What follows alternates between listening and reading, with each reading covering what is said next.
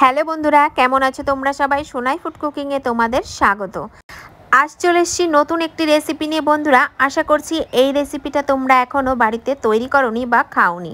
তো আজকে আমি তৈরি করে দেখাবো চিংড়ির মালাইকারি। তো আজকের মালাইকারিটা সম্পূর্ণ পেঁয়াজ রসুন ছাড়াই তৈরি করব।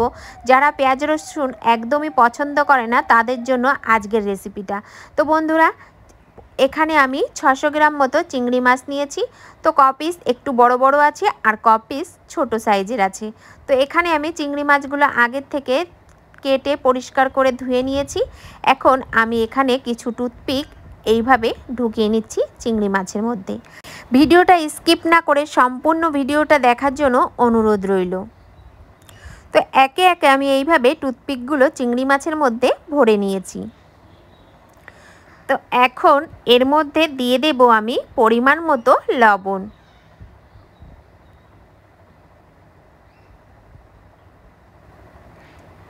দিয়ে দেব পরিমাণ মতো হলুদ।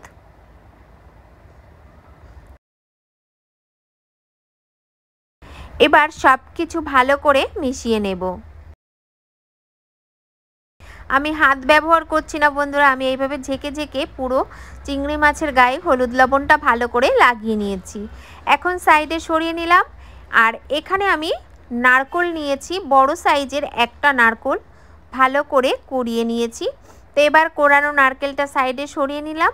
আর এখানে একটা মিক্সিং জার নিয়েছি, জারের মধ্যে কোরানো নারকেলটা নিয়ে নেব। এবার আমি এখানে 250 মতো জল দিয়ে দিচ্ছি। এবার ঢাকা দিয়ে একটু মিক্সিং জারে ঘুরিয়ে নেব। এখানে খুব বেশি ঘোরানোর কোনো দরকার নেই। তো দেখো, এখানে আমি 1 মিনিট মতো একটু ঘুরিয়ে নিয়েছি। ঠিক এইভাবে পেস্টটা তৈরি করে নিতে হবে।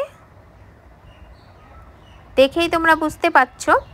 এখন একটা পাত্রের উপর একটা ছাঁকনি বসিয়ে দিয়েছি। এবার নারকেলের পেস্টটা আমি এভাবে ঢেলে নিচ্ছি। তো খুবই সহজে নারকেলের দুধটা বের করে নিতে পারবে বন্ধুরা।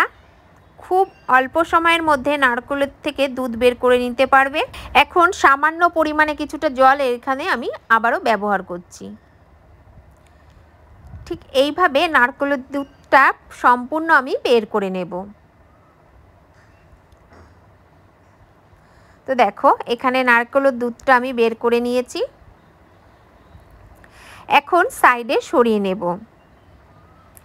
এদিকে গ্যাস জ্বালিয়ে কড়াই বসিয়ে দিয়েছি। তো কড়াই গরম হয়ে যাওয়ার পর পরিমাণ মতো সর্ষের তেল দিয়ে দিলাম। আজকের রান্নাটা সম্পূর্ণ আমি সর্ষের তেল দিয়ে তৈরি করব। তো বন্ধুরা, এখানে তেল গরম হয়ে যাওয়ার পর আমি কিছু চিংড়ি মাছ এর মধ্যে ছেড়ে দিচ্ছি। এবার চিংড়ি মাছগুলো উল্টে পাল্টে একটু লাল লাল করে ভেজে তুলে নেব। আর যদি কোনো নতুন বন্ধু আমার ভিডিওটি দেখে থাকো, ভিডিওটি ভালো লাগলে অবশ্যই আমার চ্যানেলটি সাবস্ক্রাইব করে পাশে থাকা বেল বাটনটি ক্লিক করে নেবে।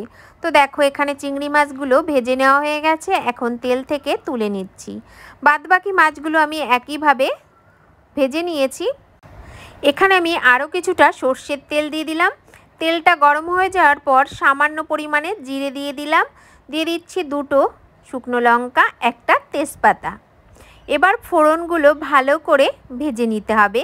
যতক্ষণ না সুন্দর একটা গন্ধ বেরোচ্ছে ততক্ষণ ভেজে নিতে হবে।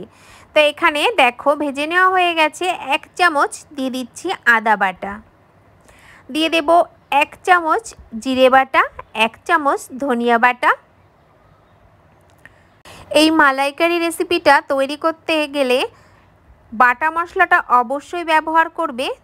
তো দেখো, এখানে আমি 6টা শুকনো লঙ্কা বাটা দিয়ে দিচ্ছি। আর সামান্য পরিমাণে বাটিটা ধুয়ে জল দিয়ে দিচ্ছি। এবার দিয়ে দেব পরিমাণ মতো হলুদ, পরিমাণ মতো লবণ দিয়ে মশলাটা ভালো করে কষে নিতে হবে যতক্ষণ না মশলার গা থেকে তেল ছাড়ছে। তো দেখো, মশলার গা থেকে কিন্তু তেলটা ছেড়ে দিয়েছে। এখানে মশলাটা কষে নেওয়া হয়ে গেছে। এখন আমি দুধটা দিয়ে দিচ্ছি। দুধটা দিয়ে ভালো করে 2 মিনিট মতো ফুটিয়ে নেব। এবার ভেজে রাখা চিংড়ি মাছগুলো দিয়ে দিচ্ছি। বন্ধুরা, আশা করছি প্রতিদিনের মতো এই রেসিপিটাও তোমাদের ভীষণই ভালো লাগবে। ভালো লাগলে লাইক, কমেন্ট, শেয়ার করতে বন্ধুদের কাছে ভুলবে না। তো এখানে আমি ভেজে রাখা মাছগুলো দিয়ে 3 থেকে 4 মিনিট মতো রান্না করে নেব। তো দেখো, এখানে উষ্ণ গরম জল নিয়েছি সামান্য পরিমাণে, আর 10 টাকার যে গুঁড়ো দুধ হয় সেই দুধের প্যাকেট 1 প্যাকেট নিয়েছি। এবার এই প্যাকেটের দুধটা আমি বাটির মধ্যে নিয়ে ভালো করে মিশিয়ে নেব। এবার দিয়ে দিচ্ছি। এবার ভালো করে মিশিয়ে নেব। নামানোর আগে দিয়ে দেব 1 চামচ মতো চিনি